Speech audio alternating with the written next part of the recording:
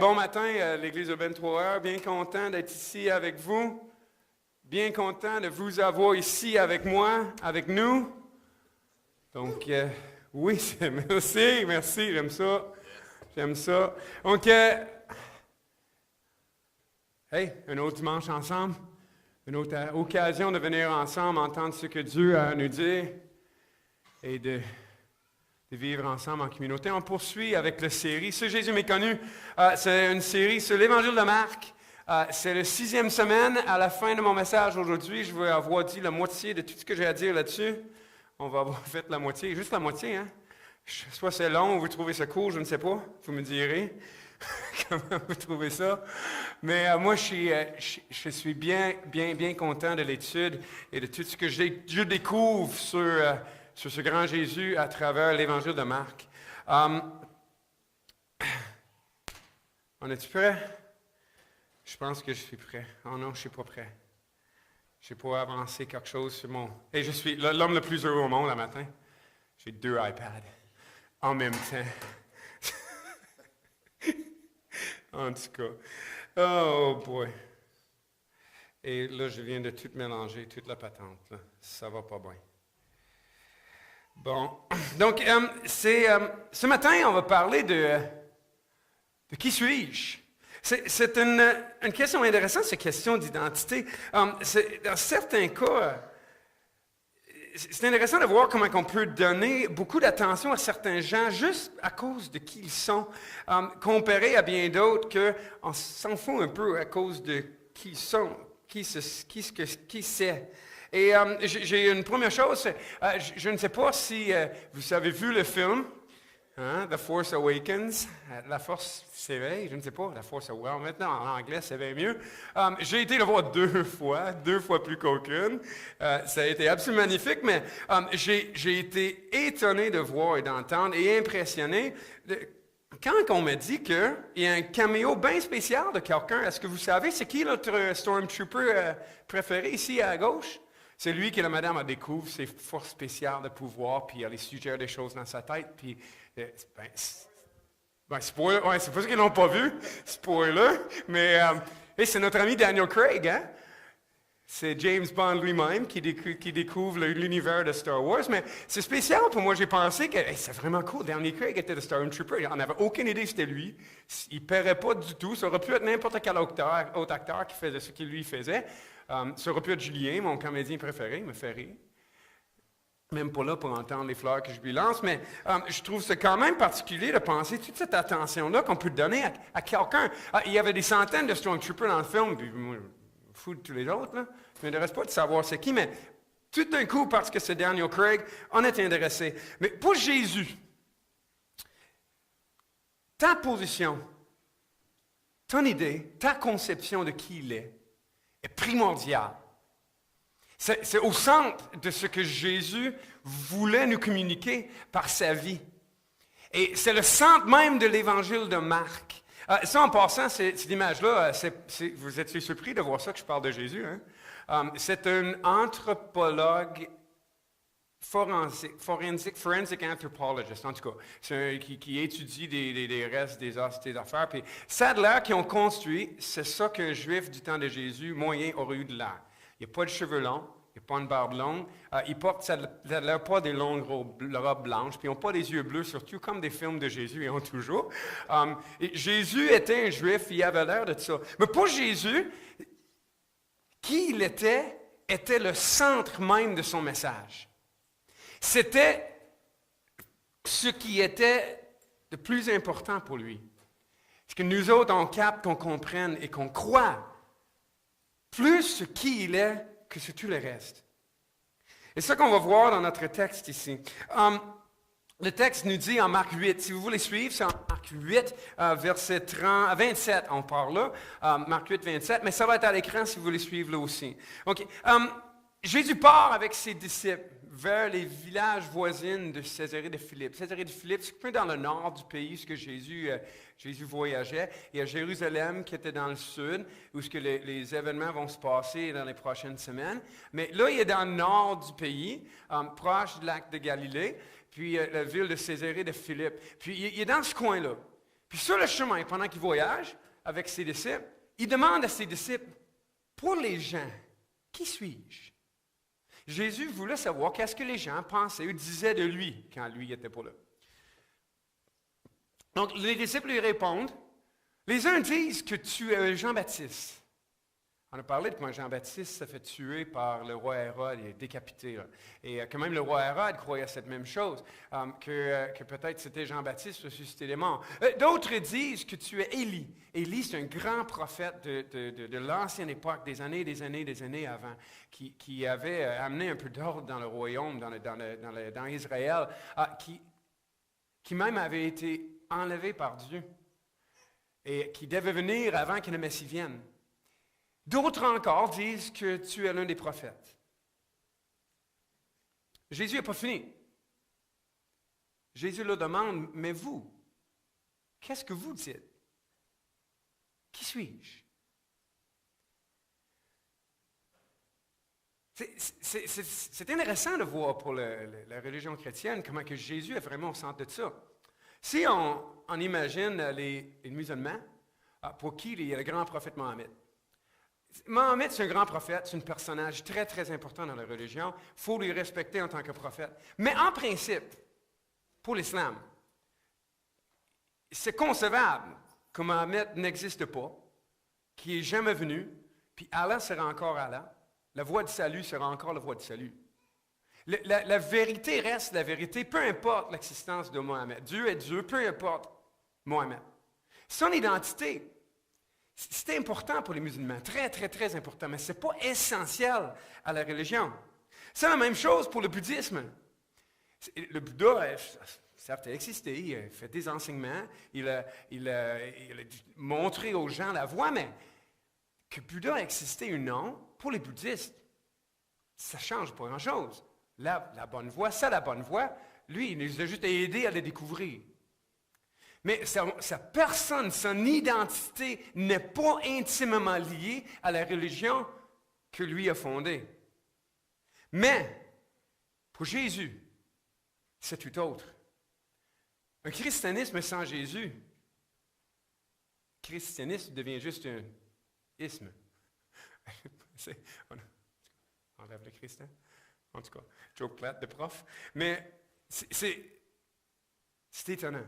C'est là que Pierre répond. Jésus a posé la question, « Mais qu'est-ce que vous dites-vous? Qui suis-je? » Et Pierre lui répond, « Tu es le Messie. » En Matthieu, l'évangile de Matthieu, qui est juste avant, un petit peu plus long, il ajoute le roi d'Israël. Tu es le Messie, le roi d'Israël. On voit Aragorn ici, que je trouve particulier des fois des comparaisons, hein, le roi qui arrive dans son royaume, qui était à lui, mais en tout cas, il ne régnait pas. Mais je trouve ça quand même intéressant que Pierre reconnaît ce que les autres n'ont pas reconnu.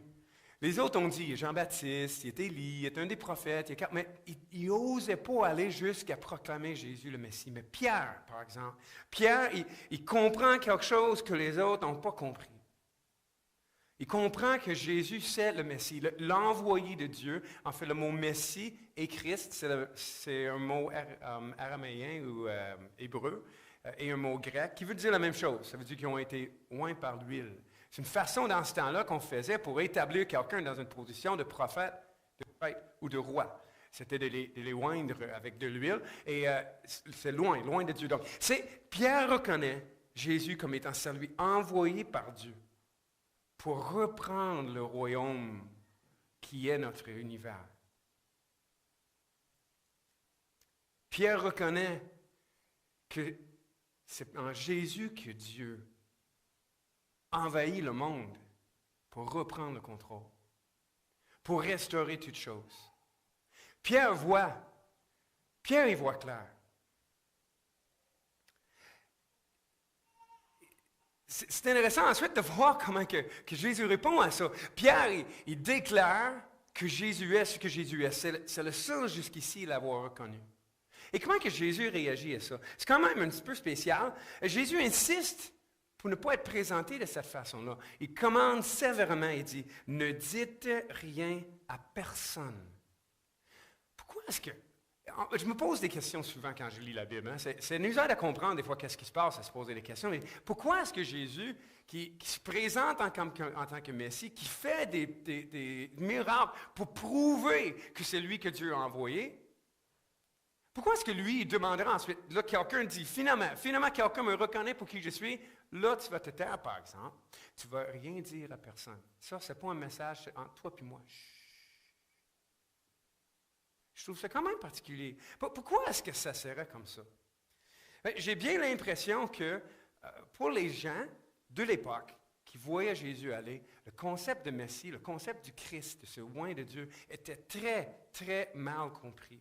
Il venait avec un genre de bagage d'attente, bagage de désir que les gens avaient, qui venait brouiller les cartes dans ce que Jésus veut faire. Il y avait une très mauvaise compréhension sur la mission que Jésus voulait accomplir et surtout comment il était pour accomplir cette mission-là. Et Jésus veut corriger le tir. Et c'est le bon mot, Messie, mais c'est mauvaise attente. Et justement, nous, on fait une série sur ce Jésus méconnu. Partout au Québec, là, il y a des images de Jésus, il y a des crucifix partout, des églises partout. Les gens, on pense qu'on connaît ça parce qu'on a grandi avec ça tout autour de nous. Parce qu'on était exposé, on pense qu'on a des savants à ce sujet-là. Mais c'était comme à l'époque. Les gens ont manqué tout le but. À force d'avoir côtoyé certains concepts, d'arriver avec certains préjugés, on a manqué qui était Jésus. Puis on risquait de manquer l'accomplissement de sa vraie mission. Pour essayer de comprendre cette mission-là, puis arriver à comment que Jésus va corriger ce tir-là, je voudrais juste faire une petite révision de ce qu'on a vu jusqu'ici. Je dis, c'est notre 6e message en ce Jésus méconnu. Le premier, on a parlé de tout le premier verset du livre qui dit « Bonne nouvelle », évangile. Le mot évangile veut dire « bonne nouvelle de Jésus-Christ ». Comment que c'était justement une bonne nouvelle, parce que en Jésus, Dieu envahissait le monde, comme je disais tantôt. Le roi venait restaurer le royaume. On a vu Aragorn, si vous avez vu le film Seigneur des Anneaux, c'est le roi qui rentre, le roi qui était manquant, qui n'était pas là. Il errait ailleurs, puis on espérait son retour, mais c'est lui qui fait son entrée. Fini les intendants, fini les sous-dirigeants qui dirigent des choses à leur guise, puis le vrai roi arrive, et ça, c'est une bonne nouvelle. Le deuxième message, on a vu que c'était la bonne nouvelle de Fils de Dieu. Excusez, je ne suis pas rendu là. C'était la bonne nouvelle de Fils de Dieu. Ce Fils de Dieu qui était, tout d'abord, un terme qui ne se référait pas à la Trinité ou à 3 personnes en Dieu ou quelque chose comme ça. C'était, au début, les premiers usages du terme, c'était le roi David, le vrai roi qui régnait sur le royaume. Il était appelé Fils de Dieu. Puis on a vu comment que ce terme-là, le prochain fils du roi, on voyait que Dieu ne pouvait pas accomplir son grand plan à travers une succession de fils imparfaits comme ça. On ne pouvait pas arriver à ce qu'on désirait avec ça, mais que ça prenait un roi parfait, éternel. Et les prophètes de l'Ancien Testament, de la fin, du milieu de la Bible, là, juste avant que Jésus vienne, qui nous annoncent de quoi de différent. Un meilleur roi qui viendrait, qui serait Dieu lui-même. Ce Fils de Dieu, deuxième personne de la Trinité, Dieu de Dieu, et pleinement Dieu, pleinement homme. Annoncé. On a vu ses premières paroles dans le 3e message, l'appel à ses disciples, qui ne disait pas « juste suis-moi », il disait « le royaume de Dieu s'est approché. Le royaume de Dieu est là, devant vous. » Changez de comportement et croyez à cette bonne nouvelle. On a vu ensuite que Jésus était étonnant dans l'autorité qu'il avait. Que Jésus régnait. Lui avait l'autorité sur la nature, sur nos croyances et nos conduites, sur les puissances spirituelles, sur notre situation de vie. Et ce qui nous arrive, c'est sous l'autorité de Jésus que ça vient. Sous notre identité. Par qui, comment on se définit soi? Bien, Jésus a l'autorité là-dessus. Que Jésus est venu pour restaurer le monde parfait de Dieu. Que Jésus a l'autorité suprême. Bien, tout ça, ça nous pointe vers quoi? Quelle serait la conclusion logique de comprendre pour Pierre, quand il dit « Tu es le Messie », bien, ça serait que le roi est arrivé, le roi premier est arrivé, il va prendre son trône, il va commencer son règne. Ça devait être excitant pour les Juifs dans ce temps-là, de voir finalement, peut-être les Romains vont être chassés, puis ça va être un roi juif qui va régner sur le monde entier, on va restaurer la gloire d'Israël. C'est la conclusion logique. Il semble de tout partout, tout pointe vers ça, vers ce Jésus grandiose qui va régner sur tout. Il y a des indices quand même que le règne est particulier. Pas la semaine passée, il y a 2 semaines, on a parlé du royaume d'Hérode, le royaume de Jésus, comment que, là, il y avait l'humilité, la simplicité. C'est comme confus. Il y a des indices qu'il y a de quoi de différent, mais... Et c'est dans ce contexte-là que Jésus dit, « Tu crois que je suis le Messie? Wow! On va garder ça entre nous autres. Tu as des choses à apprendre, mon Pierre. Tu as besoin de corriger là, ta conception de Messie. Tu as besoin de comprendre, pas de défaire ce que tu comprends parce que ça va se faire, mais de l'élargir et de comprendre plus, qu'il y a plus à moi et mon identité que juste ça. » Et c'est là que Jésus change un peu son message, une nouvelle chose qui arrive, et c'est vraiment un point tournant pour tout l'Évangile. Si vous lisez de début jusqu'à la fin une couple de fois, là, on voit vraiment, il y a un virage dans le chapitre 8. Quand Pierre reconnaît Jésus, finalement, Jésus est reconnu comme Messie, puis le ton change, le message change. Et voici la toute première fois la réaction. Et ça, c'est vraiment les versets qui suivent. Tout de suite après ce que je viens de lire, Pierre dit, « Tu es le Messie ». Ensuite, ou alors, ou là, tout de suite, à ce moment même, Jésus commence à enseigner ceci à ses disciples. Il faut que le Fils de l'homme souffre beaucoup.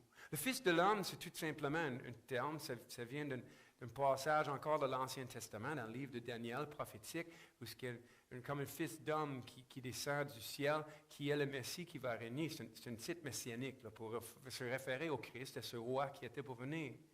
Il faut que le Fils de l'homme souffre beaucoup. Les anciens, les chefs des prêtres et les maîtres de la loi ne voudraient pas de lui. Ils lui feront mourir. Et 3 jours après, il se révélera de la mort. Il faut que le Fils de l'homme souffre beaucoup. Ils le feront mourir. Et 3 jours après, il se relèvera dans la mort. Méchant anticlimax, hein?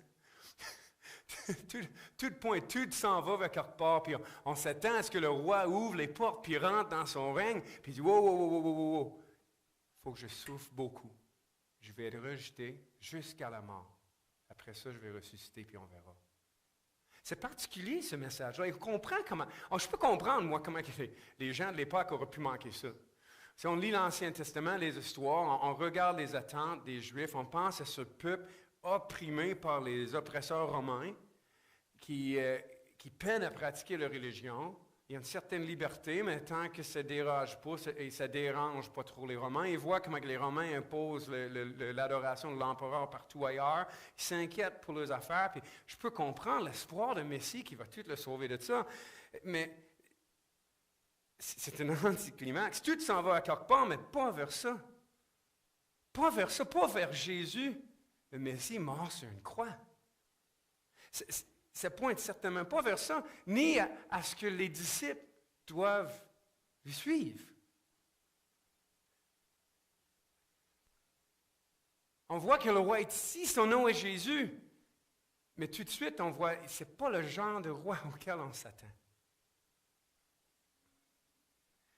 Donc comment que Jésus réagit à ce que Pierre dit? Comment Pierre réagit, à ce que Jésus dit? Alors Pierre prend Jésus à part, et il se met à lui faire des reproches. C'est un mot très, très, très fort, là, ce chose-là. Lui, il bloque, là. Il dit, non, ça ne rentre pas. En tout cas, méchant bloc, mais il dit, non. Pierre, il dit, non. C'est pas, les paroles, c'est pas, j'espère que ça n'arrivera pas, ou c'est, j'ai confiance que ça n'arrivera pas. Il dit, non. Je ne permettrai pas ça d'arriver. Ce n'est pas de même que ça va se passer. Pierre réplique à Jésus. Il dit, non, Jésus, tu te comprends mal, c'est pas comme ça. Tu es le Messie, le règne s'en vient, mes conceptions sont la bonne. Oublie ça, mon homme. Jamais, jamais, jamais que tu vas souffrir comme ça. C'est difficile à comprendre comment que Pierre parlerait de même à Jésus, mais je comprends aussi accepter que le roi s'humilie, se sacrifie pour nous. C'est vraiment méconnaître Jésus encore. Nous autres, on aime ça, la sagesse, des choses raffinées, ce qui vient facilement, la docilité. On aime ça, là, ces choses-là. Puis maintenant, la croix de Jésus, c'est tout le contraire. C'est la faiblesse, c'est la folie, c'est grossier.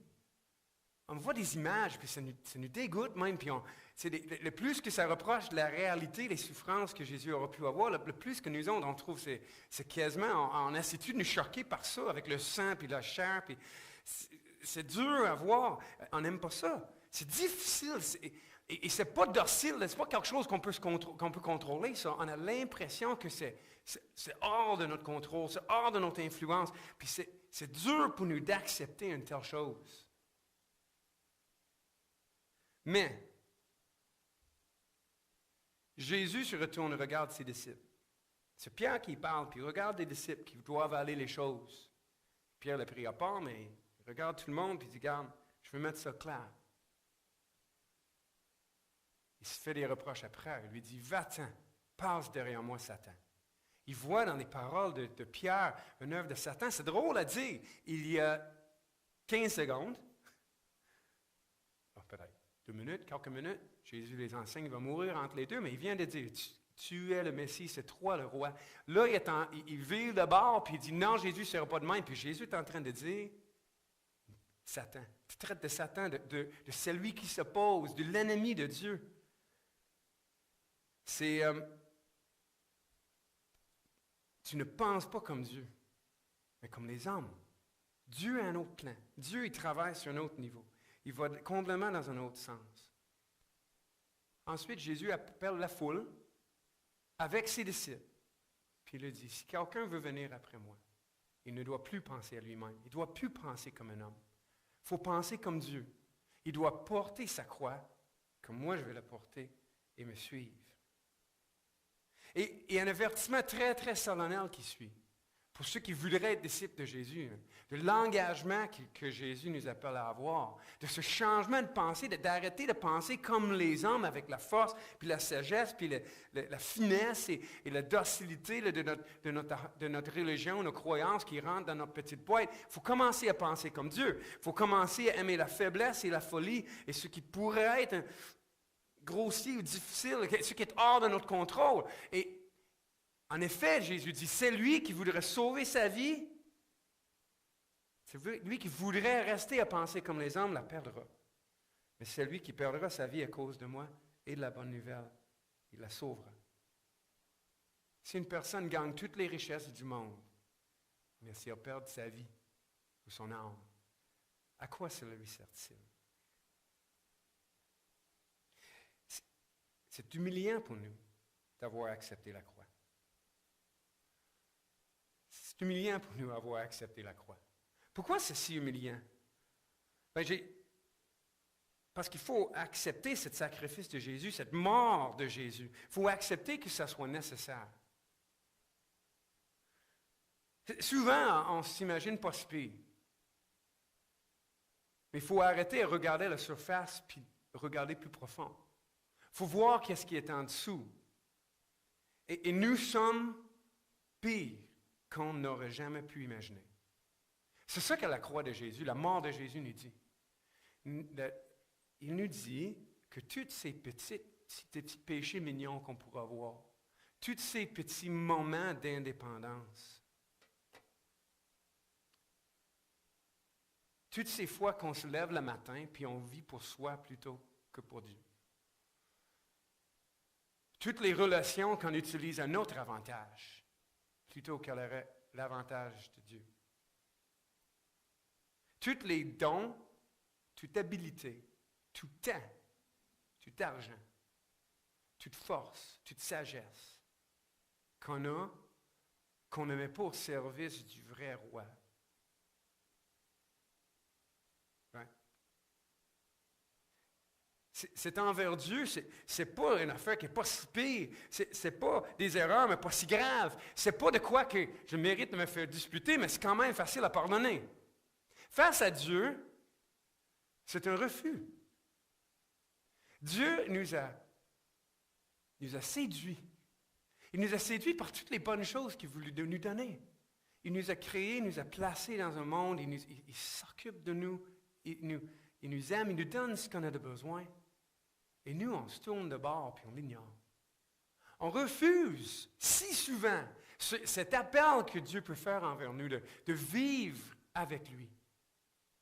Et chaque jour passé comme ça, ce n'est pas une petite chose, c'est un rejet, un refus de saisir la vie qu'on trouve en lui, puis de vivre la mort qu'il y a partout ailleurs, en dehors de lui. Ce n'est pas juste un rejet, par exemple, c'est aussi une trahison. On trahit la confiance, l'amour, la relation que Dieu a avec nous. On tourne, on mord la main qui nous nourrit. Ces petites choses qu'on pourra faire, ces attitudes d'indépendance qu'on pourra avoir, ces fois où je cherche mon bonheur ailleurs qu'en Dieu, c'est se tourner contre lui qui nous a donné la vie. C'est utiliser notre vie même contre lui. Mais ce n'est pas juste un rejet ou même juste une trahison, c'est une rébellion. On sort nos âmes, puis on se vire contre celui qui devrait être en charge, puis on dit non, je vais faire ma façon. Et c'est grave.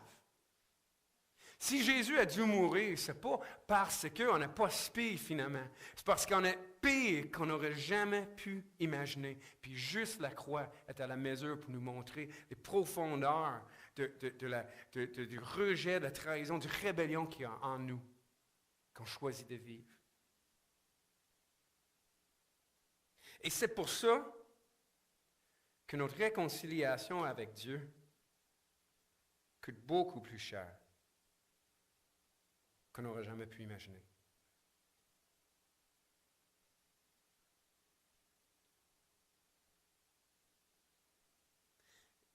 Jésus confirme ce qu'on aurait dû savoir quand il annonce qu'il va à la croix.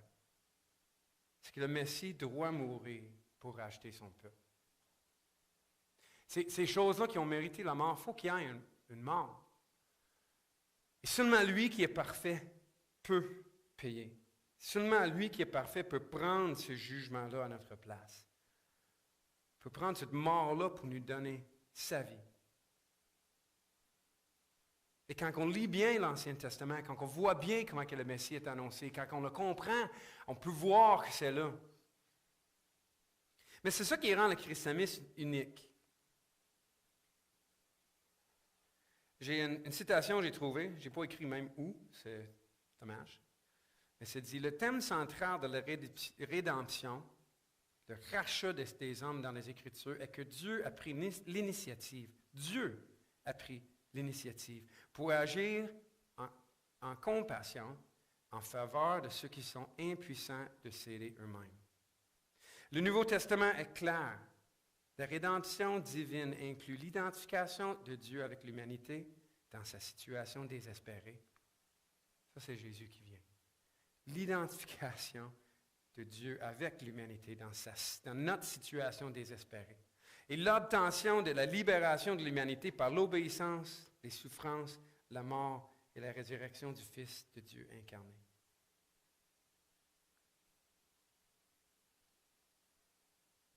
C'est peut-être pas, sûrement pas quelque chose qui est tout à fait nouveau pour la plupart de nous ici. On vit au Québec, là. Jésus, on sait un peu c'est quoi. Des fois, on a grandi. Moi, j'ai grandi dans une famille, on allait à l'église, puis je lisais ma Bible de jeune. Mes parents m'enseignaient à l'école du dimanche. J'allais dans une classe, là, puis ma mère m'enseignait. Ce n'est pas un message nouveau. Mais ce n'est pas non plus quelque chose qu'on accepte une fois dans sa vie, puis c'est fini. C'est pas un fait auquel on donne une certaine crédibilité. C'est une voie qu'on choisit de vivre. C'est un chemin dans lequel on vit à tous les jours. Que de se rappeler cette brisure, cette méchanceté en dedans, c'est se tourner vers Dieu, dans l'espoir qu'il pourrait peut-être faire de quoi pour nous sauver. Et de découvrir qu'il a planifié depuis avant la fondation des temps. Avant même de nous créer, que la voie de la rédemption était scellée. Que Dieu savait ce qu'il était pour faire, et ce qu'il était pour faire en moi. C'est de le découvrir de jour en jour. C'est un chemin à vivre dans chaque situation. Quand on a prié ce matin, puis une des personnes qui prie avec nous a confessé à Dieu son péché, son impatience pendant la semaine. Puis c'est de découvrir qu'on peut être libre devant Dieu, de reconnaître ces choses-là, parce que Jésus est mort déjà. C'était sa volonté, son désir de le faire pour nous, de le payer, de nous restaurer avec Dieu. C'est son amour pour son Père et son désir de glorifier Dieu, de montrer Dieu comme plein de compassion et miséricordieux qu'il l'a fait. C'est par tendresse envers nous, ces faibles créatures, sachant de quoi nous sommes faits, s'identifiant avec notre situation désespérée, Jésus vient. Et je viens à la fin et puis je me dis, qu'est-ce qu'on fait avec ça? Qu'est-ce que je vous dis de faire avec ça? Mais tout d'abord, Jésus dit plus tard que le Fils de l'homme, il y a un rançon pour tous. Il se présente comme un rançon pour tous. La question, c'est, ma première question, est-ce que c'est une rançon pour toi? Est-ce que lui, il paye, sa mort paye pour que toi, tu puisses être libéré? Est-ce que tu tournes vers Dieu dans une repentance, de reconnaître que les actions que tu faisais, la façon que tu vivais, mais à cause de ton attitude que tu avais de rébellion envers lui d'abord, ou est-ce que tout sauf Dieu, cherche mon bonheur ailleurs, n'importe quoi sauf toi. De se détourner de cette attitude-là et se tourner vers Dieu. Est-ce que tu l'as fait pour que Jésus soit le rançon pour toi? Sinon, bien, ça sert le temps. C'est aussi dur que ça pourrait l'être, c'est facile. Mais c'est dur parce que c'est humiliant. Mais il faut s'humilier. Il faut reconnaître la vérité. Mais pour ceux qui ont déjà fait ça, on est entré par la porte, mais on a su un chemin. On a su une voie dans laquelle il faut apprendre à vivre. Il faut apprendre à vivre avec cette tension-là de notre désir d'un grand roi qui va venir et qui va restaurer toutes choses, mais de voir que d'abord, il y a un salut qui a été acheté par Jésus-Christ. Et j'aimerais beaucoup ça, je pense que j'ai dit il y a 2 semaines, j'aimerais ça être très éloquent. Il y a des gens là, qui parlent, là, puis ils disent des choses qui sont belles. Et je n'ai pas l'impression que je le suis. Et jamais que mes paroles ne pourraient rendre justice à ce Jésus. Mais cette semaine, j'étais assis devant mon ordinateur à je ne sais pas trop quelle heure le matin, parce que c'est le temps que j'ai trouvé pour pouvoir préparer. Et je pensais à quoi faire avec ça. Puis j'ai sorti un peu du conceptuel, d'abstraction. Il y a des péchés, c'est quelque chose, puis il y a comme des paiements qui s'effacent, puis des choses qui se transfèrent, puis un gars qui est mort, puis il ressuscite, puis moi je suis content, c'est comme si j'ai regardé Jésus dans les yeux. C'est drôle, parce que je ne suis pas tout le temps comme ça. Là. C'est une drôle d'expérience, mais c'est comme si j'ai regardé Jésus dans les yeux, puis j'ai pensé, combien tu dois m'aimer? Comment tu dois être une personne merveilleuse? Et j'ai pris juste une couple d'instants pour voir Jésus comme une personne, puis de vivre un moment avec lui. Comme je pourrais avec quelqu'un que je ne connais pas gros, que je vais prendre un café, puis on découvre des aspects de la personnalité, puis on aimerait ça, juste avoir plus de temps pour découvrir plus, puis plus de temps pour découvrir plus. Mais ça, c'est une personne, j'aimerais ça être ami avec. J'aimerais ça passer du temps avec eux. J'aimerais ça l'avoir dans ma vie Et Jésus, n'est-ce pas merveilleux? N'est-il pas merveilleux? Le roi de l'univers, on dit que c'est lui qui a créé les mondes. C'est lui qui soutient toutes choses. On dit qu'il connaît tout. Il connaît le fond de mon cœur, il connaît chaque pensée. Il est là chaque fois que je suis en colère, chaque fois que je désire quelque chose que je devrais désirer. Il me voit aller, là. Il voit aller les pensées comme si j'ai fait des choses. Et pourtant, il m'aime. Il ne m'abandonne pas. Il ne m'abandonne pas, même quand je suis en rébellion contre lui, même quand je refuse de l'écouter, même quand je ferme ma tête de faire mes choses. Il reste. Il m'appelle toujours. Il ne fait jamais rien pour me blesser, à moins que ce soit comme un médecin pour me guérir. Il critique jamais, sauf si c'est pour me changer, pour que je puisse devenir comme lui. Toute la critique constructive. Hein. Il y a une but avec ça. Il s'en va à quelque part. Il travaille sur moi. Et je dirais, il faut qu'on apprenne, il faut que moi j'apprenne à prendre Jésus, pas comme un concept, pas comme une idée, mais comme une personne. Il faudrait que je l'apprécie, que je lui offre. Et c'est là qu'on s'en vient vers un temps de louange, puis un temps d'adoration, on va chanter, puis on va offrir des mots, des paroles à Dieu, à Jésus, pour dire comment on le trouve merveilleux. Mais pour moi, il faut que j'apprenne, et je vous encouragerais à apprendre à ne... Ce n'est pas un concept abstrait, ce n'est pas une chose, ce n'est pas des idées philosophiques, c'est une personne qui est adorable, incroyable, qui mérite toute notre attention, qui mérite toute notre appréciation. Et j'aimerais ça pouvoir le décrire pour vous, mais je suis faible. Je vous encouragerais dans ce sens-là de vous tourner vers la Bible. Vous pouvez toujours lire l'Évangile de Marc. Le prochain message, c'est la semaine prochaine, sur 7 jours et 16 chapitres. C'est-à-dire, 2 chapitres et demi par jour. Ou tu dis dans 2 semaines, 14 jours, tu auras le temps quasiment un chapitre. Juste un chapitre par jour, puis tu le liras dans les prochaines semaines pour découvrir ce Jésus-là avec nous autres. C'est probablement la meilleure façon, c'est de tourner vers la Bible, parce qu'elle est connue.